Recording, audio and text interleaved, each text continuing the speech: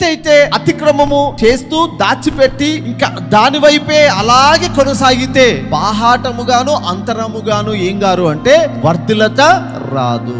ఎవరికి దేవుడు సాయం చేస్తారంటే తన్ను తాను తగ్గించుకొని, అరే నేను దేవునికి వ్యతిరేకంగా చేశాను, ఇది సరైన కార్యం కాదు, సరైన క్రియ కాదు, ఇది సరైనది కాదు అని ఎప్పుడైతే నువ్వు రియలైజ్ అయ్యి నువ్వు పశ్చాత్తాపడతావో వారికి దేవుడు సహాయం చేస్తాడు. పాపము లేదు, నేను ఏం పాపం చేయలేదు అని చెప్పేసి అన్నాం అనుకోండి, మనం అబద్ధికులుగా ఉంటాము, దేవుడు అబద్ధికులుగా పెట్టేస్తాడు. అయితే నువ్వు వర్ధిల్లాలి అంటే ఖచ్చితంగా ఏం చేయాలి? నీవు ఒప్పుకోవాలా. ఎవరితో ఒప్పుకుంటే బాగుంటది? దేవుని దగ్గర ఒప్పుకోవాలి.